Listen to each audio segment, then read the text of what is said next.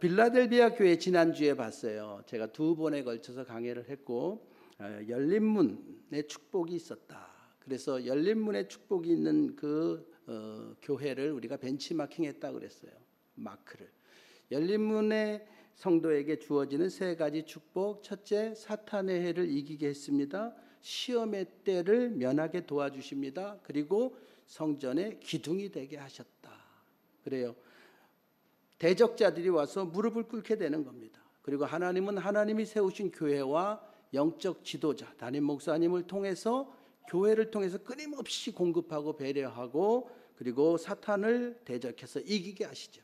그리고 믿음이 약할 때가 있습니다. 그때 배신하고자 할 때, 이 일을 중단하고자 할 때 하나님은 바른 길 가게 하십니다. 시험의 때 또 면하게 하세요. 연초부터 연말까지 하나님은 눈동자와 같이 지켜주시고 도우십니다. 우리가 신앙생활 하다가 약할 때가 사실은 그때가 은혜 받을 때고 하나님을 만날 때고 구원의 때라는 사실도 말씀드렸어요. 그리고 무엇보다도 그분의 일을 해야 된다.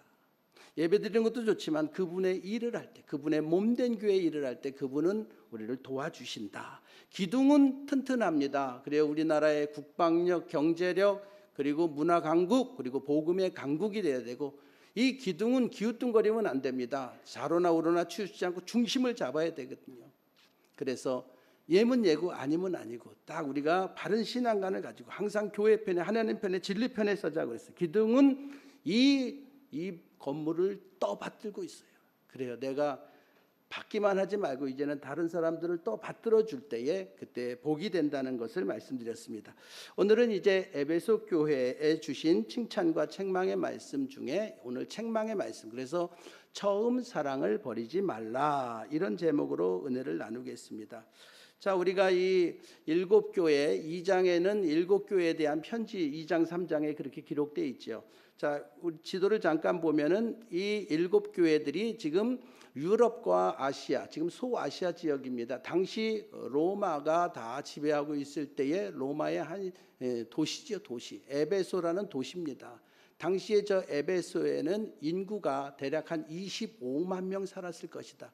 왜냐하면 우리가 관광 가서 원형극장을 가보니까 2만 5천 명이 들어가는 그런 원형극장이 있었어요. 거기에 이제 10을 곱한 거죠. 그래서 25만 정도가 있을 것이다. 지금 하남 인구가 조금 아까 제가 보니까 33만이에요. 33만. 그러니까 에베소 당시 얼마나 큰 도시였습니까?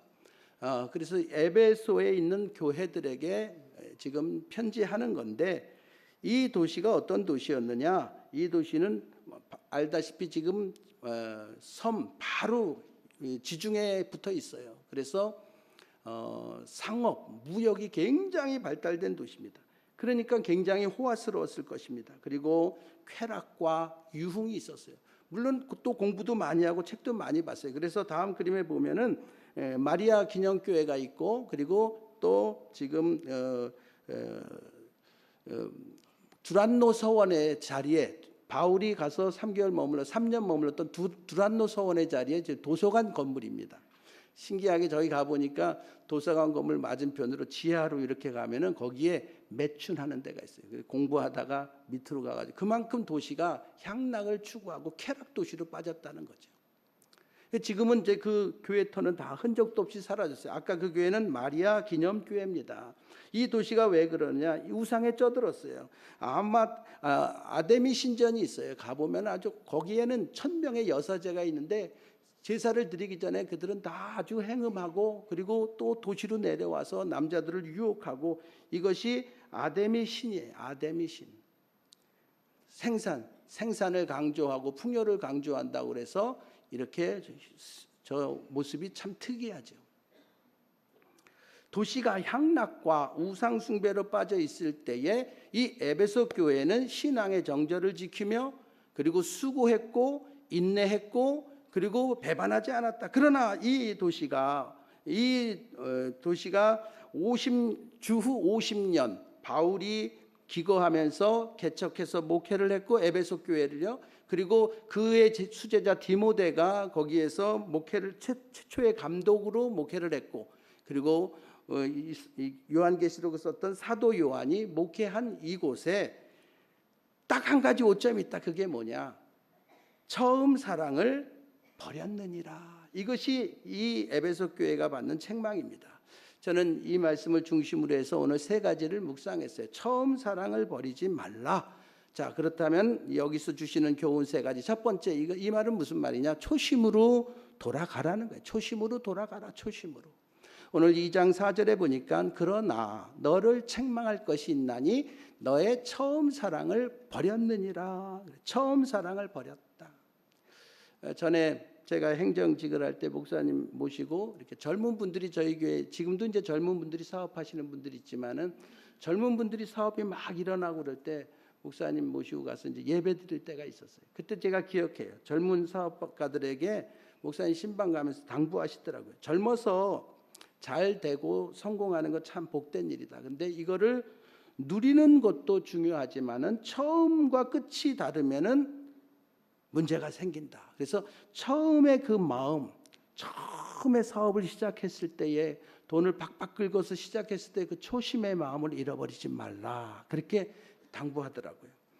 그것은 뭐냐? 조심하라는 의미로 성공하면은 대다수의 남자들이, 경영하는 남자들이 보면은 대다수가 대부분, 그렇지 않은 분도 있지만은 한눈 팔게 되고 타락하게 된다. 그리고 내가 자꾸 잘 되고 높은 자리에 올라가면 사람은 교만하게 돼 있어요. 교만하게 돼 있어요. 절대로 초심을 잃지 말아라. 그래요. 오늘 3부 예배 오신 분 중에 혹시 내 인생이 어느 정도 조금 성공했다, 어느 정도 위치에 있다고 생각하시는 분들 절대로 초심을 잃지 마시기 바랍니다. 이 초심이라는 게 뭐냐? 인터넷 쳐보면 나오잖아요.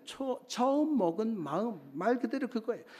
좀 더 자세히 말하면 처음 그 일에 대해 지니고 있던 순수한 의도와 먹었던 마음가짐이다. 이거 잊어버리지 말아라. 순박했던 마음, 진실했던 마음, 어느 때도 이거 흐트러지지 말고 계속 이 초심을 유지해라. 초심대로 행하지 못하면은 신앙생활하는 것도 넘어지게 되고 삶도 성숙한 열매를 맺지 못하게 되는 거예요. 그래서 항상 처음 초심의 마음으로 돌아가야 된다. 그렇게 오늘 이 초심으로 돌아가라는 말은 그런 말입니다. 감동의 눈물이 있었어요. 교회 오면 교회에 멀리서 바라봐도 교회 발을 디디고 찬양 소리만 들어도 감동의 눈물이 있었는데 어느 순간 그 눈물은 사라지고 그냥 예배가 의무적인 예배가 되고 형식적이고 습관적인 예배가 되진 않았습니까? 교회에서 봉사하면 뭘 시켜도 감사가 나왔어요. 그때 불평 이런 건 없었어요. 근데 언제부턴가 교회에서 일을 시키면은 사람 만나는 게, 부딪히는 게 싫어지고 귀찮아지고 사람의 말에 상처를 받고 또 일하다가 불평할 때가 덜어 있습니다. 자, 오늘 세 가지를 꼭 기억하세요. 초심으로 돌아가려면 어떻게 해야 되느냐? 제가 말씀 준비하면서 묵상해서 첫 번째는 내가 처음 하나님을 만났을 때의 감동이 있어요. 그 감동으로 돌아가십시오. 자, 초심으로 돌아가는 첫 번째는 내가 처음 교회에 와서 세례 받을 때 아니면 수련원 가서 기도할 때 하나님을 만난 처음에 감동이 있어요. 저는 그런 감동이 없는데요. 그럼 기도하십시오. 그럼 하나님이 그런 감동을 주세요. 일생을 살다 보면 감동의 때가 있습니다. 학교를 졸업했을 때 그래요. 옛날에 못 먹고 못 살 때는 졸업했을 때 최고의 음식이 뭡니까? 250원짜리 짜장면이란 말이에요. 그거 먹는 거 너무나 진짜 그 졸업이 중요한 게 아니라 그 짜장면이 중요한 거예요. 결혼했을 때 얼마나, 그리고 첫 아이를 얻었을 때 얼마나 감동했어요. 처음으로 내 집을 사서 목사님을 모시고 처음에 예배를 드렸을 때에 그날 밤에 잠을 못 주무신 분들은 아마 경험하신 분들 많이 있을 겁니다. 어려운 환경 속에서 직장을 얻었습니다. 처음 출근하는 그날의 감동, 그 벅찬 감동, 설레임을 우리는 잊을 수가 없어요. 그러나 많은 감동 중에 우리가 정말 잊지 말아야 될 감동이 있어요. 최고한 감동이 뭐냐?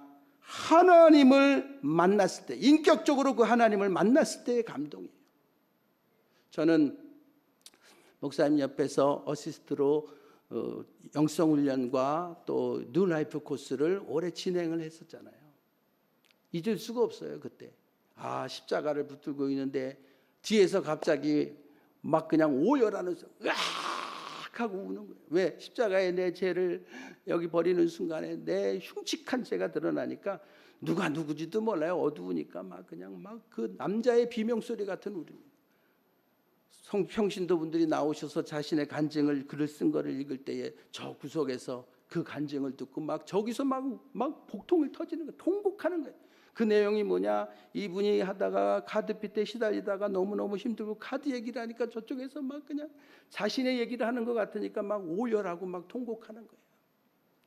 하나님을 인격적으로 만났을 때의 그 감동입니다. 저는 중학교 때까지는 그냥 다녔어요. 누나들 좋고 뭐 교회 가니까 잘해주고 뭐 인정해주고 박수 받고 이러니까 좋아요. 근데 고등학교 때, 그러니까 애들 고등학교 때 중고등학교 때 너무 중요한 것이 애들 교회에서 하는 캠프 뭐 여름 수련회 이런 데 다 보내야 돼요. 저는 여름 수련회 가서 은혜를 받았어요.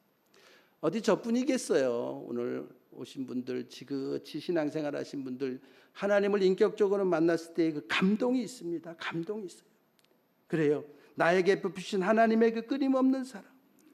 하나님의 은혜로 있을 데 없는 자 왜 구속하여 주는지 난 알 수 없도다. 그래요. 난 알 수, 이건 모든 것이 하나님의 은혜입니다. 그래서 바울은 디모데에게 말합니다. 은사를 부릴 듯이 하게 하라. 그 은사가, 그 첫사랑이 꺼지지 않게 하라. 그래요. 성령 충만하십시오. 이것을 성령 받고 이 성령 충만을 계속 유지해야 돼요. 성령이 오시면은 이 첫사랑을 절대로 잃어버리지 않습니다. 그래서 우리 목사님 세 가지 방법 우리에게 알려주셨어요. 사도행전 2장 2절로 3절에 성령이 120문도에게 임합니다. 호련히 강한 바람 같은 소리가 있습니다. 온 집에 가득했습니다. 불의 혀같이 갈라지는 것들이 그들에게 보여 각 사람 위에 성령이 임하고 120문도가 성령의 충만함을 받았어요. 여기 세 가지 첫사랑의 감동을 잊지 않고 유지하는 방법이 있어요. 거기 바람같이, 그래, 신바람 나야 돼. 신앙생활이 찬송할 때도 막 박수를 치고 입을 열고 신바람 나게, 신바람 나게. 그래요. 신바람 나는 생을 살아야 돼. 그러면은 내 이 성령의 충만함을 유지합니다. 그리고 불의 혀같이 갈라지는데 불, 그래요. 열정입니다. 열정. 그래, 우리가 기도할 때도 뜨겁게 막 그냥 금요기도 같은 경우는 막 부르짖어요. 우리가 이제 새벽 같은 데는 조용조용히 기도하고 그러는데 수련원 같은 데 가면 막 부르짖는 게 돼. 2시간, 3시간씩 부르짖는 게 돼. 봉사할 때도 막 불같은 열정을 가지고 하면 우리는 식지 않습니다. 셋째, 혀같이 갈라진다. 혀는 이거는 맛이에요. 맛있는 말씀. 그래요. 주일마다 우리 교회 칠판강의 목사님 말씀을 내가 받고 그 말씀대로 행하면은 내 이 영성은 계속해서 유지되는 거예요. 그래요. 하나님을 만났을 때의 감동으로 다시 돌아가십시오. 또한 우리가 처음 교회에 내가 왔을 때, 처음 발을 디뎠을 때에 그때의 마음으로 돌아가십시오. 다 여기 교회 처음 왔을 때의 마음이 있었을 거예요.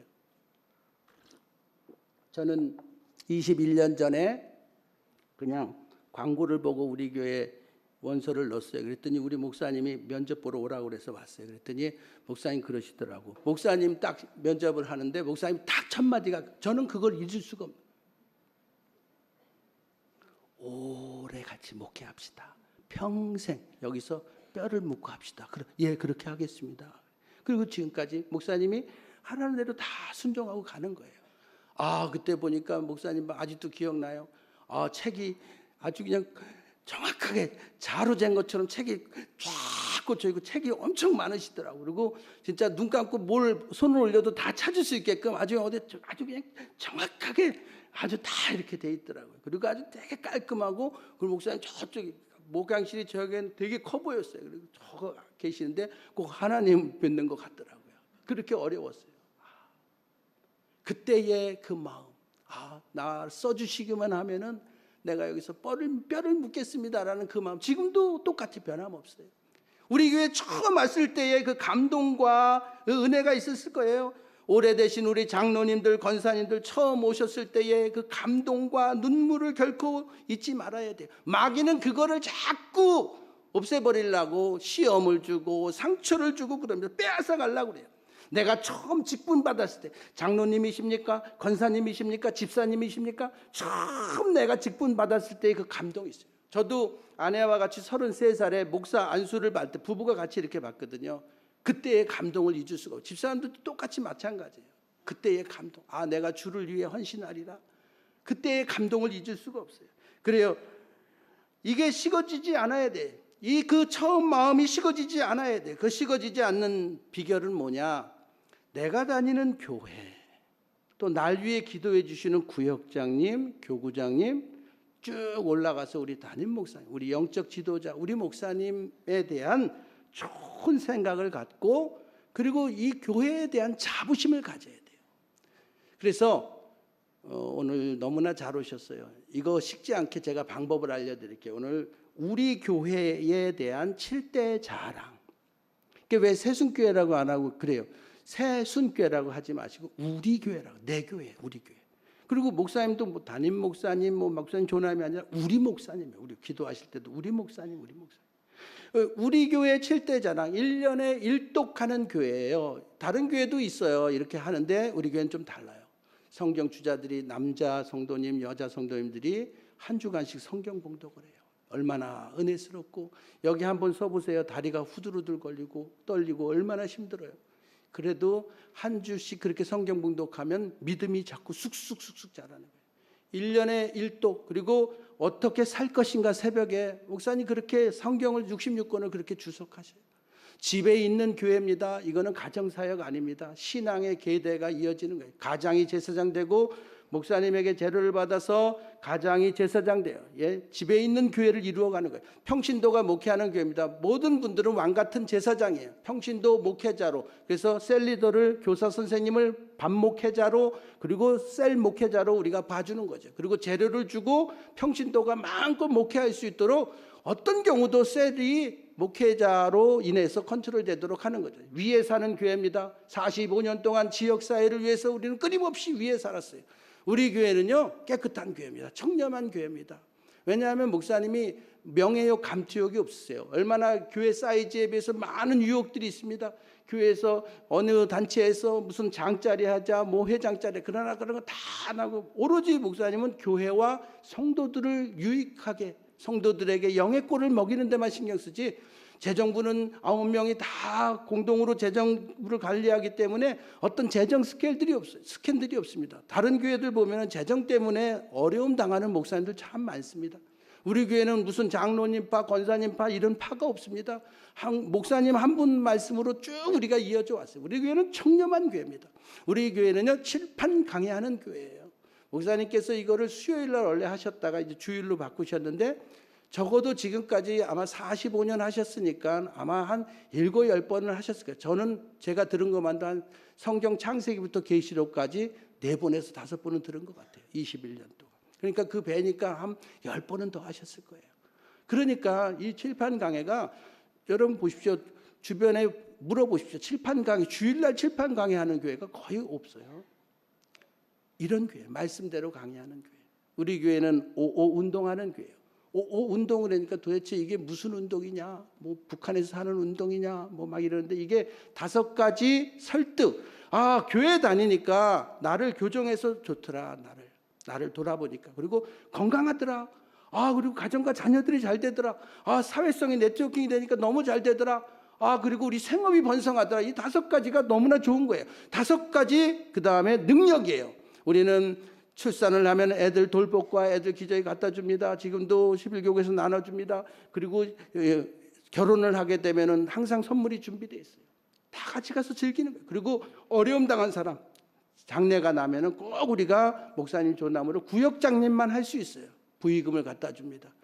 그리고 우리가 45년 동안 분기별로 쌀을 다 도왔어요. 그리고 우리 교회가 요즘 너무너무 강력하게 하고 있죠. 장학생, 우리 교회 대학생이고 봉사만 하면 3개월 이상만 오면 무조건 우리가 장학금을 지급해요. 우리가 이 5가지 능력을 행하는 거예요. 우리 교회에 대한 이런 자랑을 가지고 내 교회에 대한 그 마음이 식어지면 안 돼요. 나를 위해 기도해 주시는 구역장님, 날 위해 기도해 주시는 우리 목사님, 사모님, 이거 잊어버리면 안 돼요. 그 다음에 내가 이제 돌아가기를 원한다면 아기 같은 순수함이 있어야 돼요. 제가 짧은 목회 경험 속에 이렇게 보니까 한국 교회를 이렇게 흔들었던 많은, 진짜 한국 교회에 영향력을 미쳤던 목사님들이요, 의외로 어린아이 같이 순수하세요.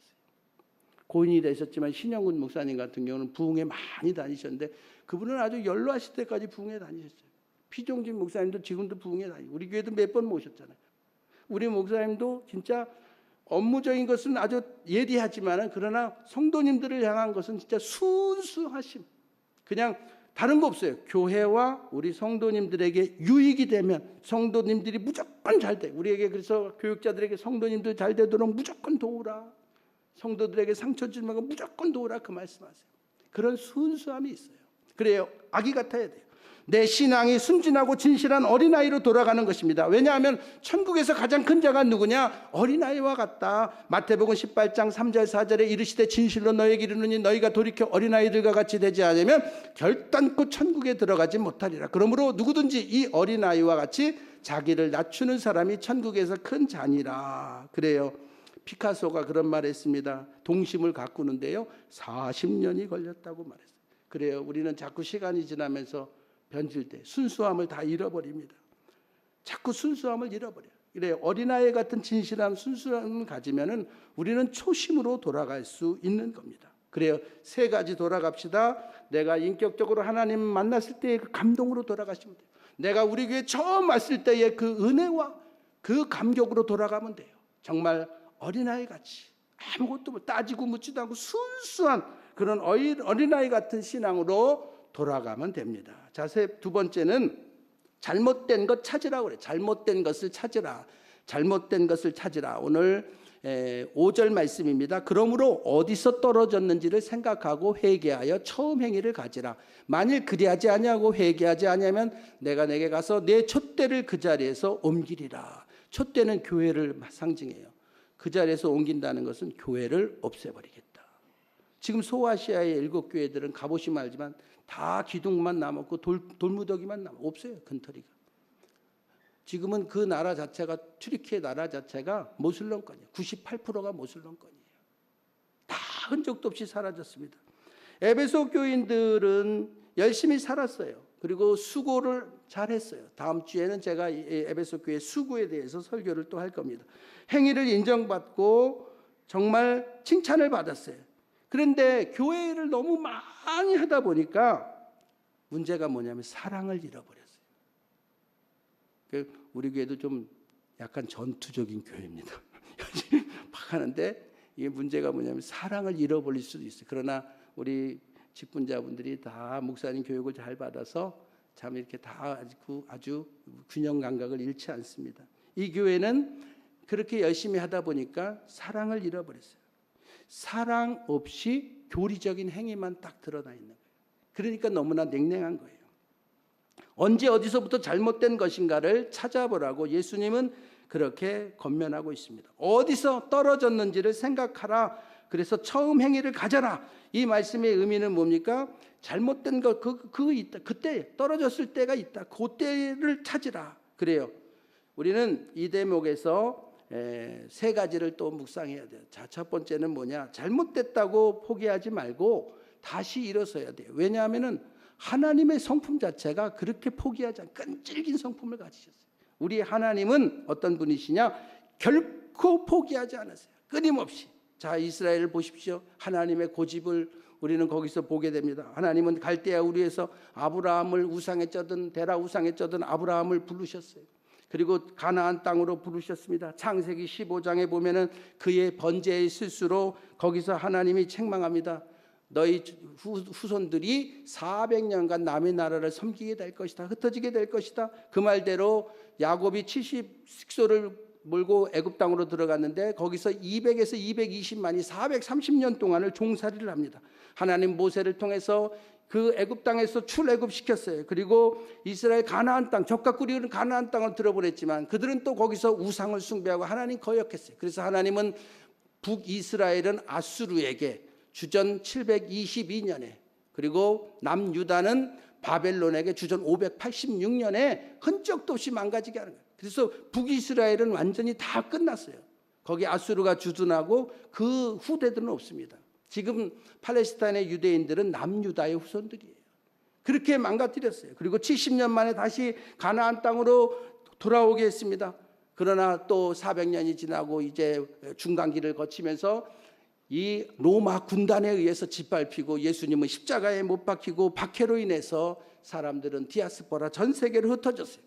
거기서 끝난 것이 아닙니다. 1948년 하나님은 성경의 약속대로 이스라엘을 저 팔레스타인 땅에 집어넣고 지금 중동의 그 사태들이 나는 것이 그 분쟁들입니다. 이렇게 하나님은 끝까지 포기하지 않으세요. 그래요. 포기하지 말고 어디서 잘못된 것인가를 우리는 찾아야 돼요. 우리는 3월달은 진짜 기도의 달이고 전도의 달이고 애국의 달이에요. 어제는 우리가 3.1절 106주년을 보냈습니다. 우리가 통일왕국을 이룬 다윗을 통해서 우리가 나라에 대한 사명을 다시 한번 생각해야 돼요. 지금 나라가 여러 가지로 어려움이 있습니다. 목사님 강단에서 말씀하셨잖아요. 자, 지역주의를 파괴해버려라. 그래요. 이거 왜냐하면 하나님이 이 나라를 포기하지 않으세요. 대한민국을 포기하지 않으시고 하나님 끝까지 지켜주세요. 어려움이 있지만은 우리가 할 일은 뭐냐? 우리의 사명은 뭐냐? 지역주의를 파괴해버려야 돼요. 정치꾼들에게 속지 말고 교회에서부터 여야 가리지 말고 우리는 하나가 돼야 돼요. 당쟁을 그쳐야 됩니다. 분열로 망한 역사를 우리가 보잖아요. 절대로 당쟁하면 안 돼요. 우리는 저 북한 땅을 직시하십시오. 그리고 세 가지는 꼭 기도하세요. 하나님, 저 북한 땅에 정권교체가 일어나게, 80년 독재체제가 어떻게 됩니까? 정권교체가 일어나게 하시고 저 북한 땅에 교회, 신앙의 자유가 생겨나게 하시고 이 남북이 자유민주주의 체제로, 공산주의가 아닌 자유민주주의 체제로 통일되게 하여 주옵소서. 우리는 그 기도해야 돼요. 우리나라 하나님 축복한 나라입니다. 역경의 때에 우리는 일어날 수 있어요. 하나님이 세워주신다는 것을 꼭 알고 우리나라를 포기하지 않으신 하나님. 그래요. 잘못되었다면 포기하지 말고 내 잘못된 것 다시 새롭게 시작하자. 그게 하나님의 성품이기 때문에 그래요. 두 번째, 잘못된 것을 바꿔나가야 돼요. 하나님은 역시 사람을 이 교회에다 세워주시고 바꿔나가세요. 예수님의 제자들 3년이나 가르쳤는데 그들은 다 예수님 십자가에 못 박일 때에 그들은 다 뿔뿔이 흩어졌어요. 그래서 어느 주경학자가 그러더라고요. 예수님 십자가에 달려 모진 고통으로 돌아가신 것이 아니라 제자들 때문에 그냥 복장이 터져서 돌아가셨다고. 얼마나 속상했으면. 배신자였던 베드로를 예수님 부활한 걸 봤어요. 근데도 사명 감당 안 하고 디베라 바닷가로 호숫가로 가잖아요. 자기만 가면 뭐해. 근데 또 5명을 싸바싸바 해가지고 꼬실레이션 해가지고 5명 데리고 가. 그러니까 참 물귀신 작전. 여기 말려들면 안 돼요.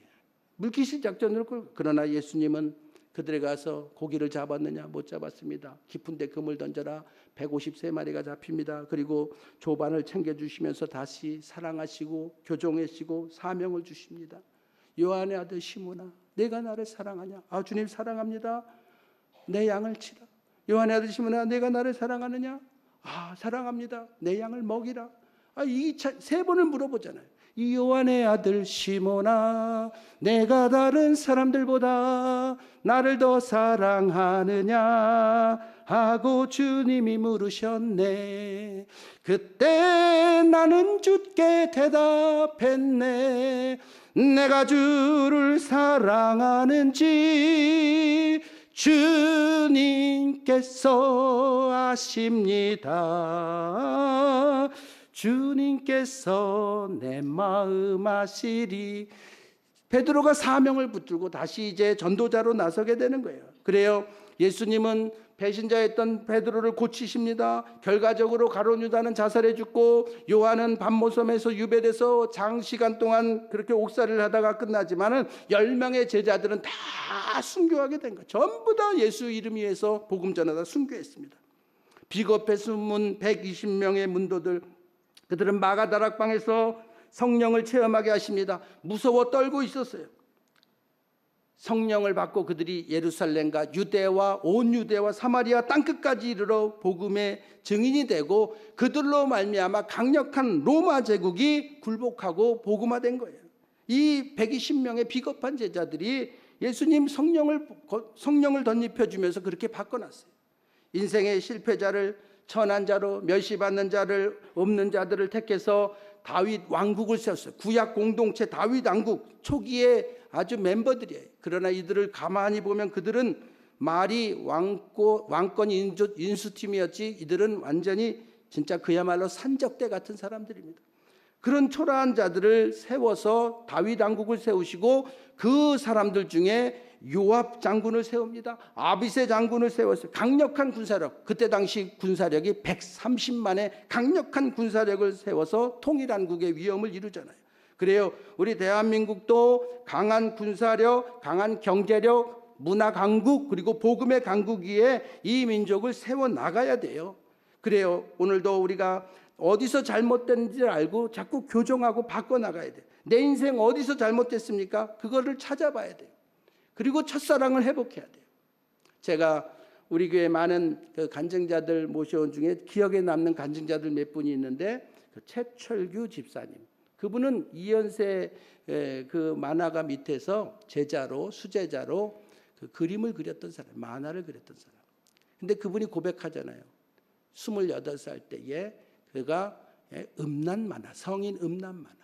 그러니까 성인 음란 만화를 더 이렇게 임팩트 있게 그리려면 많은 걸 비디오를 봐야 되고, 또 그거를 또 직접 다 이렇게 연구를 해야만이 아주 그냥 쇼킹한 것들을 하니까 얼마나, 그래서 3일 밤을 새우면서도 막 그냥 몸은 피폐해져.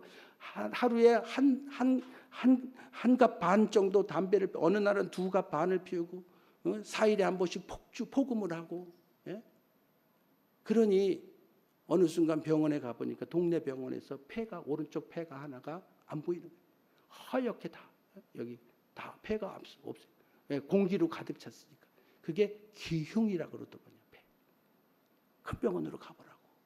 기흉입니다. 폐혈증이어서 폐가 수세미 같이 이렇게 쪼그라들고, 폐의 기능이 20%, 그분이 간증해요. 여기 와서 간증했어요. 20%만 남았어요, 폐가. 병원에 갔더니 이제는 이게 어떻게 됐냐면, 이게 이제 녹흉으로 바뀌었어요. 폐가 완전히 그냥 괴사 판정이 돼가지고 썩어서 문드러져 버려요. 이거는 뭐 수술을 안 하면 안 되는 거예요. 수술 스케줄을 잡았습니다. 밤에 잠이 안 왔습니다. 거기가 강남 캐톨릭 병원이니까 2층에 채플룸 기도실이 있었어요. 가서 기도를 했는데 4시간, 하나님 나를 살려주시면, 나 살려주시면 내가 하나님 기뻐하는 일을 하겠습니다. 원래 모태신앙이었으니까.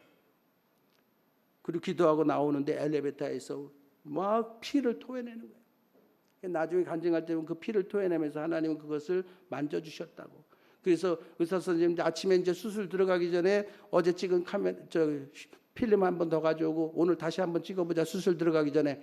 놀랍게도 4시간 기도했는데 그 폐가 정상으로 다 바뀐 거예요. 그분이 그 간증해요. 그래서 아니 우리 교회 와서 간증하는데 얼마나 은혜가 되든지. 그래서 의사가 믿는지 안 믿는지 모르지만 의사가 그러는 거예요. 이게 이런 일들이 일어나지 않는다. 그러고 호흡기를 떼질 않고 계속 놔둔 거예요. 혹시라도 잘못될까 봐. 그래서 다른 사람들은 금방 뛰는데 7일인가 14일 만에 의사가 이거는 사람이 한 게 아니라 하나님이 하셨습니다. 그리고 떼어봤대요. 근데 이분이 돌아서질 못하고 그분이 간증해요. 또 목구멍이 포도청이라고 또 음란 만화 또 그리고, 또 주일은 와서 할렐루야 하고 다 은혜 받고, 또 음란 만화는 계속 그리고, 하나님은 또 말씀으로 주셨어요. 말씀이 떨어졌는데 어머니가 준 성경책에 딱 보니까 시편 말씀. 마음을 찔렀습니다. 그래서 다시 말씀을 통해서 깨닫고 그가 성경을 읽기 시작했어요. 거기서 은혜를 받았어요. 그리고 만화로 철로 역정을 100번을 읽고, 지금 대형 박물관은 거기에도 이게 지금 거기에도 전시가 돼 있어요. 그래서 지금 몇 판을 인쇄를 했을 겁니다. 지금 간증자로 나서서 와이프는 전도사님하고 결혼을 해서 얼마나 은혜스러운 간증을 하는지 몰라요. 그래요. 하나님은 이렇게 고쳐쓰세요. 하나님은 이렇게 바꿔 쓰시는 거예요. 내 인생은 어디서 잘못됐는지. 그래서 주일 예배가 그게 좋은 게 뭐냐면 나를 교정하는 거예요. 목사님 칠판 강의 말씀을 통해서 내가 어디서 잘못된지를 교정하는 시간이에요. 그래요. 절대로 낙심하지 마십시오. 그리고 오늘도 내가 잘못된 것을 교정하십시오 뿐만 아니라, 우리 중요한 것은 이제 잘못된 것을 찾았으면은 보면 그거예요. 딱 불순종의 사람이냐 순종의 사람이냐 이걸로 나눠져요. 제가 월삭에도 설교했고 금요기도에도 설교했어요. 불순종의 사람이냐 순종의 사람이냐. 그럼 내가 만약에 불순종의 요소가 있다면 이 시간에 바꾸십시오. 순종의 신앙으로 거듭나라는 거예요. 순종은 뭡니까? 제사보다 낫다고 사무엘은 사울을 향해서 책망하잖아요. 예배보다도 오늘 가서 식당 봉사하고 애들 가르치는 거, 교사하는 게 이게 더 중요하다는 거예요. 순종은 뭡니까? 순종은 윤리보다 우선이에요. 그래서 이 레위 지파는 호전적입니다. 원래가 그는 디나 사건의 세겜 족장과 그 사람들을 다 시므온하고 이 레위가 다 칼로 쳐 죽였어요. 그만큼 잔혹한 사람들이에요. 시므온 지파는 가나안 땅 분배받을 때 흔적도 없이 사라져 버렸어요. 그러면 왜 레위가 살아남았느냐? 레위는 윤리보다 순종을 앞섰어요. 그래서 윤리보다 순종이 우선이라는 게, 모세가 40일 금식 기도하고 내려왔을 때 사람들이 조바심이 나니까 아론을 부축해가지고 금송아지 만드는 거예요. 그리고 금송아지 나니까 모세가 화가 나니까 다 뒤집어 엎고 내 편에 쓸 사람들, 그때에 레위가 쓴 거예요. 그래서 그 흉악한 죄가 다 도말되는 겁니다. 그리고 거기서 3,000명을 도륙해버려요. 거기에는 죄송하지만 부모도 있었고 내 자식도 있었고 가족도 있었어요. 그러나 하나님 일이 우선이니까, 그래서 이 레위를 하나님이 48개 성읍을 주고 5개 도피성에, 그리고 목초지 좋은 데를 해서 하나안 땅 분배 시에 이 레위 지파를 들어 쓴 거예요. 그러니까 이 순종은 윤리보다 우선이라는 말 속에서 레위의 흐름을 알지 못하면 이 말이 이해가 안 되는 거죠. 순종은 뭐냐? 판별하게 하는 겁니다. 가짜와 진짜를 판별하게. 거짓의 영, 그래서 에베소 2장 2절에는 불순종의 아들들 가운데 역사하는 영이라, 그래서 마귀는 불순종의 영입니다. 간단해요. 교회에서 순종하느냐 불순종하느냐, 마귀 자녀냐 하나님의 자녀냐, 염소냐 양이냐, 이거는 구분하는 원리가 간단해요. 이거 하나만 하면 딱 나와요. 광야에서 불순종했던 사람들은 다 1세대 죽었습니다. 그래서 가나안에 가서 이제는 순종의 사람으로 살아라, 그래서 할례를 행하는 거 아닙니까? 그래요. 3월달 시작했습니다. 첫 주입니다. 하나님, 내가 이제 어디서 잘못된 것을 알았습니다. 그래요. 오늘 다시 시작하게 하시고, 그리고 내가 주일마다 나를 교정하게 하시고, 이제 불순종의 사람에서 순종의 사람으로 거듭나게 하시고, 이 3월달은 순종으로 옷 입게 하여 주옵소서. 이게 뭐냐면 아브라함의 길이에요. 이게 다윗의 길이란 말이에요. 지지난주에 이거 배웠잖아요. 그래요. 순종하는 자에게 하나님은 3대 축복을 해 주십니다. 어떤 축복이냐? 생업의 축복이에요. 두 번째, 평화의 축복입니다. 셋째, 함께하는 축복이에요. 말씀을 찾아볼게요. 레위기 26장 4절 5절. 내가 너희에게 철따라 비를 주리니 땅은 그 산물을 내고 밭에 나무는 열매를 맺으리라. 너희의 다 작은 포도 딸 때까지 미치며 너희의 포도 따는 것은 파종할 때까지 미치리니 너희가 음식을 배불리 먹고 너희의 땅에 안전하게 거주하리라. 필요한 모든 일상의 필요를 하나님 채워주세요. 생업의 축복, 순종하는 사람에게. 그 다음에 전쟁 없는 평화의 축복입니다. 레위기 26장 6절에 내가 그 땅에 평화를 줄 것인지 너희가 누울 때 너희를 두렵게 할 자가 없을 것이며 내가 사나운 짐승을 그 땅에서 제할 것이요 칼이 너희의 땅에 두루 행하지 아니할 것이며. 그래요. 순종할 때에 가정도 평안하고 내 모든 신앙의 여정도 평안합니다. 셋째, 함께하는 축복이 임마누엘의 축복. 레위기 26장 11절 12절에 내가 내 성막을 너희 중에 세우리니 내 마음이 너희를 싫어하지 아니할 것이며 나는 너희 중에 행하여 너희의 하나님이 되고 너희는 내 백성이 될 것이라. 하나님이 성막에 거하는 것처럼 임마누엘로 함께하는 축복입니다. 어디서 떨어졌는지를 생각하고 처음 행위를 가져라. 잘못된 거 찾으십시오. 잘못됐다면 포기하지 말고 다시 시작하세요. 옛날 첫사랑으로 다시 회복하십시오. 잘못된 것을 매질마다 교정해 나가십시오. 불신앙의 신앙에서 이제는 순종의 신앙으로 거듭나시기를 축원합니다. 마지막 세 번째는 처음과 끝을 갖게 해서 승리자가 되라는 거예요. 이게 오늘 7절 말씀 같이 한번 읽겠습니다. 시작. 귀 있는 자는 성령이 교회들에게 하시는 말씀을 들을지어다. 이기는 그에게는 내가 하나님의 낙원에 있는 생명나무의 열매를 주어 먹게 하리라. 아멘. 생명나무, 이기는 자에게 낙원의 생명나무 열매를 주어 먹게 한다. 생명 되시는 예수 생명이 내 안에 있고 영원한 저 처수에 대한 확신을 갖게 된다는 거예요.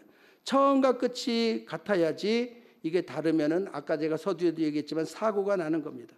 대표적인 사람이 솔로몬입니다. 그는 20세에 아버지의 다윗의 왕위를 얻어서 계속해서 그는 왕으로 올라갑니다. 그러나 솔로몬은 부왕의 위대한 정치를 보고 본인이 너무나 연약했기 때문에 그는 기브아에서 1000마리의 양을 한 번에 드린 것이 아니라 한 마리씩 각을 쪄서 1000번의 1000번째의 제사를 드렸어요. 하나님께서 소원이 뭐냐고 물어봤을 때 백성을 다스릴 수 있는 지혜를 달라고 기도했고, 하나님은 솔로몬에게 지혜와 부와 영광을 주셨어요. 그러나 그는 그 지혜를 가지고 나라를 잘 경영했습니다. 무역도 경제도, 그리고 왕궁도 짓고 건축도 했고, 얼마나 정치를 잘했는지 주변의 나라 왕들이 와서 다 견학을 했어요. 그러나 그는 말년에 타락의 길을 가게 됩니다. 왜요? 이방 신들을 들여오는 거예요. 예, 그 혼족을 하면서 이방 여인들을 취하면서 그들이 섬기던 신들을 들어오면서 향락주의로 빠지게 돼요. 이것은 이제 오늘로 말하면 종교 다원주의로 빠지게 되는 거예요. 불교에도 은혜가 있고, 저기 무당한테도 구원이 있다는 게, 이게 다 짬뽕이 돼버리는 거예요. 오늘로 말하면 혼합주의입니다. 그래요. 기독교는 왜 유별나냐? 아니요. 기독교는 유일신 사상이. 다른 종교하고 이게 안 되는 거예요. 그래서 유일신 사상이. 이게 혼합주의로 가게 되면 혼탁해지는 겁니다. 그러니까 결국은 아들 때의 나라가 두 동강이로 나뉘어지잖아요. 북이스라엘과 남유다로 나눠지는 비극이 여기서 일어나게 되는 거예요. 가나안 땅에 입성한 이스라엘 백성들은 초기에 부동산을 줬습니다. 그리고 그들은 다 아주 좋은 곳에 하나님은 그들에게 다 12지파에게 다 나눠줬어요. 그러나 그들은 풍요로움을 끝까지 간직하지 못했어요. 우상을 숭배하고 그 가나안의 우상들과 타협하고 결국은 아수르와 바벨론을 통해서 나라가 멸망하게 되고 외국의 포로로 끌려가게 되는 거예요. 근데 처음과 끝이 갈라지면은 같아야지, 이게 달라지면은 이런 사고, 솔로몬의 사고가 일어나고 이스라엘의 비극이 일어나는 겁니다. 처음과 끝이 같아서 이기는 성도가 돼야 돼요. 이게 에베소 교인들에게 그래서 처음하고 끝이 같아서 나중에 생명나무의 열매를 주어 먹게 하리라. 낙원에 임하는, 그래서 예수 생명을 모시고 끝까지 복되게 살아라. 그래, 복이라는 말을 여러 가지로 이야기할 수 있어요. 기독교에서 말하는 복은 어떤 복이냐? 결론부터 말하면 복은 하나님입니다. 하나님. 세상의 복은 그러나 달라요. 세상의 복은 세상의 부귀와 영화와 무병 장수, 이것도 다 필요해요. 그러나 하나님 안에 그것이 있는 겁니다. 우리가 예를 들어서 예언이다 그러면은 우리가 목사님께 배운 게 뭡니까? 예언은 우리 기독교에서는 이 말씀이 예언이에요. 그러나 세상의 예언은 뭡니까? 그들도 예언을 해요. 한 사람을 앞에 놓고 기둥사를 점치래요. 사주팔자를 가지고 기둥사를 점치. 그러니까 세상이 말하는 예언과 세상이 말하는 복과 기독교의 복은 달라요. 복은 뭡니까? 성경은 그렇게 말해요. 복이 하나님이다.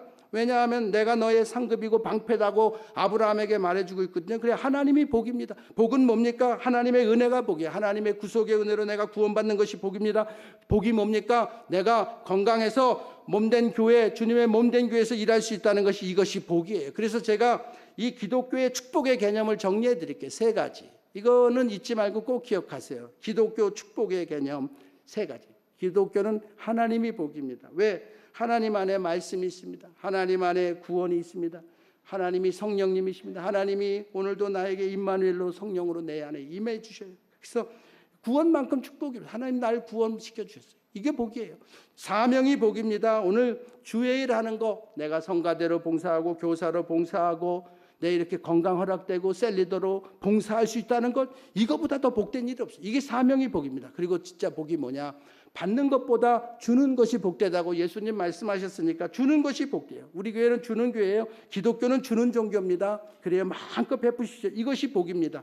그래서 우리는 처음과 끝을 갖게 하려면은 삶의 틀을 갖춰야 돼요. 이것도 우리가 목사님께 배웠어요. 성경을 통해서 본 신앙인의 기본 틀. 이건 지금 동쪽, 서쪽, 남쪽, 북쪽이 있듯이 4가지. 우리가 하나님의 의도 4대 조화, 하나님과의 조화, 자연과의 조화, 나 자신과의 조화, 그리고 우리 이웃과의 조화 배웠잖아요. 자, 4가지예요. 이것도 신앙인의 기본틀 4가지. 첫 번째는 나를 관리해야 돼요. 건강은 내가 잃어버리면 안 된다. 왜냐하면 90 이상을 살아가니까 내가 나를 건강하게 지킬 음식 정도는 알아야 되고 내 운동법 하나는 가지고 있어야 돼요. 쓰러지면 아무것도 못하니까. 자기 관리에서는 건강이 최고입니다. 자기 관리에서는 우리는 자신이 있어야 돼. 내가 정직하다. 어떤 경우도 난 새순교회에서 목사님께 신앙생활한 사람으로서 나는 누구에게도 정직하고 양심적이다. 이 정도는 돼야 돼.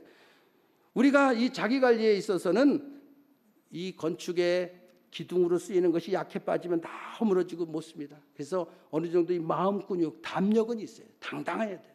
이 세 가지, 정직과 담력과 그리고 건강은 내 관리에 너무나 중요해요. 하나님과의 관계에서도 우리는 세 가지. 왜냐하면 하나님은 성부, 성자, 성령의 하나님이거든요. 세 가지. 어떤 겁니까?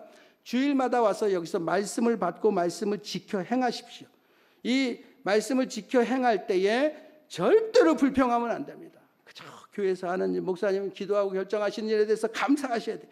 그리고 여기 와서 매주일마다 예수님에 대해서 끊임없이 배워야 돼요. 목사님 그러시잖아요. 10년은 공부해라. 경제 공부도 10년 해라. 여기 와서 지성과 영성과 또 여기 와서 인격도 자꾸 넓혀 나가십시오. 그리고 성령의 은사가 임하면은 권능이 임해요. 병자가 치료받고 또 내가 기도할 때 그대로 신방감은 그대로 이루어집니다. 이 하나님과의 관계에서 이 세 가지. 세상 사는 방법은 뭡니까? 이거는 즐미전하십시오. 내 하는 일을 즐기십시오. 그리고 그 일에 몰두하시고 그 다음에 그 일의 전문가가 되면은 나는 어디 가든지 인정받을 수 있어요. 인간관계에서는 어떻게 해야 됩니까? 인간관계에서도 세 가지예요. 우리 목사님 그러잖아요. 무조건 도와줘라. 우리 셀 리더들을 가서 도와줘라. 교육자분들은 친정 식구처럼 가서 도와줘라. 그래요. 인간관계 첫 번째는 도와주는 거예요. 두 번째는 뭡니까? 절대로 남, 흉, 비방, 험담 이런 거. 내 인생 이제 오늘부로 모든 험담과 남 이용하려는 이런 건 다 끝나야 돼. 셋째, 사람을 살리고 세우는. 이게 이제 복음 전도입니다. 전도하는. 이번에 우리가 이제 3번에 걸쳐서 부모 기도해야 합니다. 이때는 나라를 위한 시국 기도입니다. 비상 기도예요. 그 다음에 가정과 자녀들을 위한 기도입니다. 셋째가 뭐냐? 전도하는 거예요. 전도. 이때에 초청해 오셔서 여기 한번 와서 강의를 들으면서 아, 교회가 내가 생각한 거 다르구나. 그래서 전도의 문이 서서히 열리는 겁니다. 자, 오늘 긴 얘기를 줄이겠습니다. 에베소 교회 처음 사랑을 버리지 말라. 예, 그래. 처음 사랑 버리지 말라는 의미는 어떤 겁니까? 초심으로 돌아가라는 거예요. 초심으로. 잘못된 것을 찾으라. 그리고 처음과 끝을 갖게 해서 승리자가 되라는 거예요. 나는 주님의 것입니다. 나는 사나 죽으나 날 위해 피 흘리신 내 주님의 것입니다. 첫사랑의 은혜를 우리가 이 찬양으로 한번 고백하고 말씀을 마치겠습니다.